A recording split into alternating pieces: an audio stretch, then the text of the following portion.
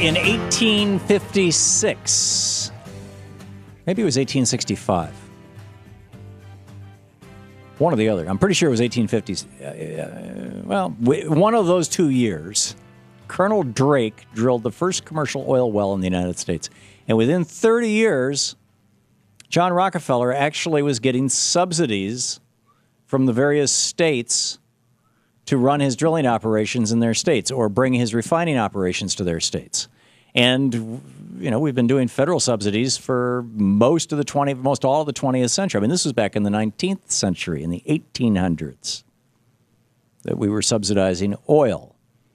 This year, we will subsidize oil companies to the tune of $3 billion, not to mention, that's what we're writing in checks to them as welfare, not to mention the huge tax breaks. I mean, ExxonMobil paid nothing last year in taxes, made $400 billion in profits.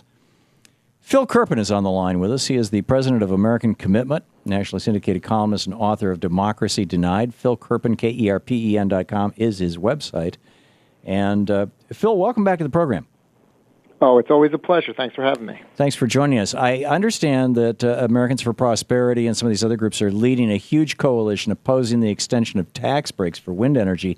We are in the United States right now, according to the U.S. Department of Energy. I've got the chart in front of me and it shows all those various states.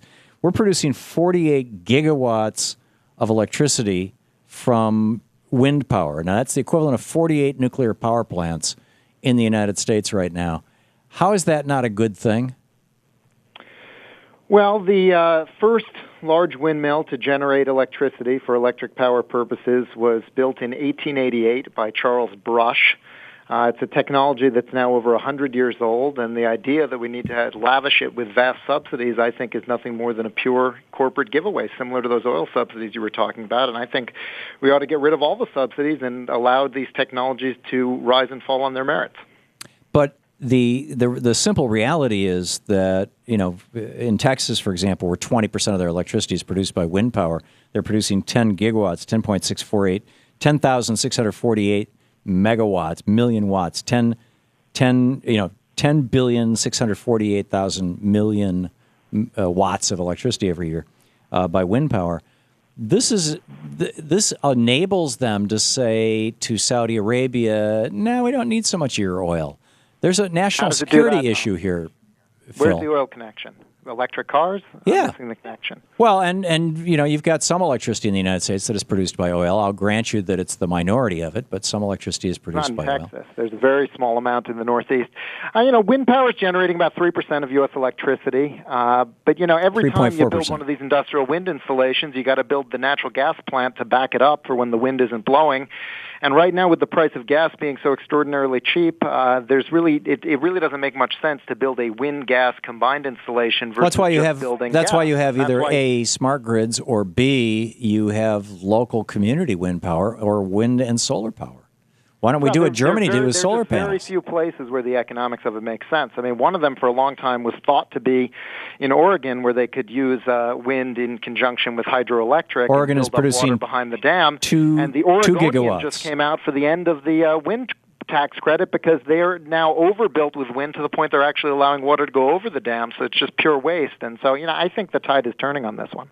The Oregonian? Which is an out-of-state owned, rather right-wing statewide newspaper. I mean, I lived there for Tom, you think the 5 years. Oregonian is right-wing? Yeah. I constantly was, I did a talk show in Oregon, too, for 5 years. Yeah, I've always thought of it as one of the more left-wing papers. No, it's owned by a conservative family in New York State.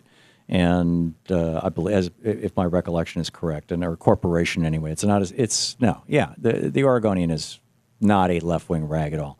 Now, there is a good weekly, Creative Loafing, I think it's called.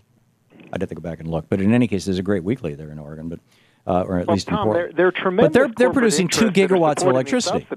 There are tremendous corporate interests supporting these subsidies, and the vast majority of these subsidies go to rural areas, to red states, to Republicans like Kevin McCarthy, the House Republican whip, who's a big supporter of wind subsidies. I'm surprised you'd be such a proponent of giveaways to big wind corporations. I think until we've made the transition away from fossil fuels that are heating up our planet and destroying the future of our children and grandchildren, and until we've made the transition away from oil in particular, that is fueling wars in the Middle East and led directly to 9/11. I think until we've made our transition away from those things, that we should be continuing to subsidize these alternate forms of energy.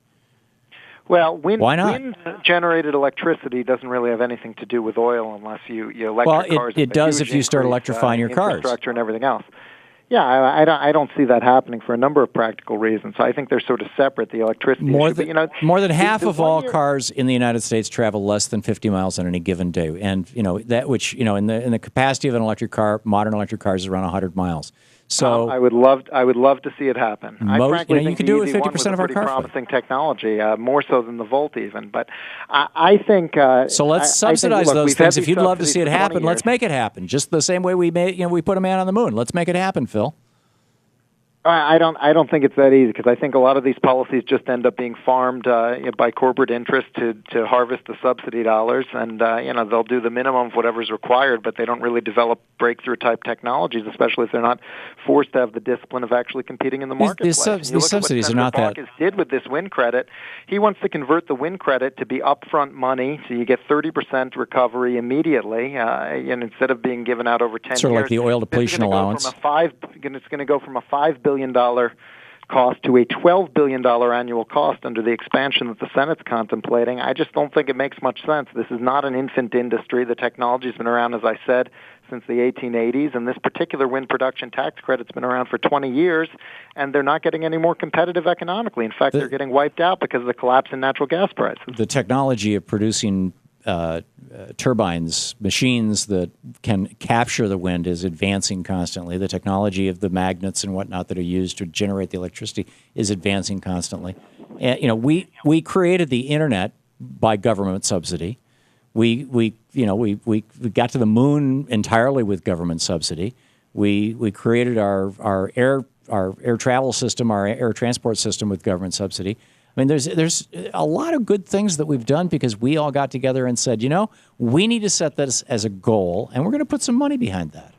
Did you like the internet better pre-1996 when it was government-controlled, or post-1996 when it was private competition and private broadband development that drove the internet forward? It's hard to say. In the 80s, I worked for CompuServe.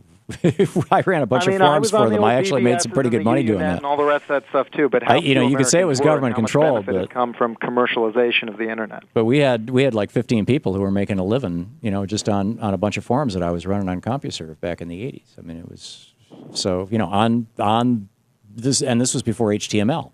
And then HTML came along and started competing with us, and CompuServe got bought out by what's the company that used to do income taxes? It was first bought out by H&R Block, and H&R Block just bled the company dry, and then they basically died.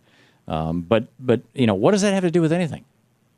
Well, you brought up the example. My point is that I think at some point you can incubate a technology for so long, but after 100-some years, it ought to stand or fall on its own merits. The same point that you made with respect to fossil fuel subsidies. I think we ought to have. Except that wind energy isn't destroying the planet.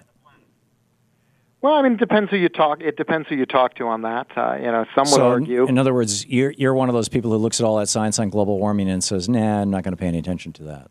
Well, I mean, some would argue that because wind energy requires a natural gas backup, it's going to further the production of not necessarily. James Hansen says we should move almost completely to nuclear. Let's put some money into coming up with a storage system like hydrolysis and hydrogen for wind energy, or do like Denmark is doing, where they're building a fleet of electric cars, and you charge them during the night, and you sell that electricity back to the city utility during the day. But anyway, Phil Kerpen, Phil, KERPEN.com is his website. Phil, thanks for being with us today. My pleasure. Have a good one, Tom. You too.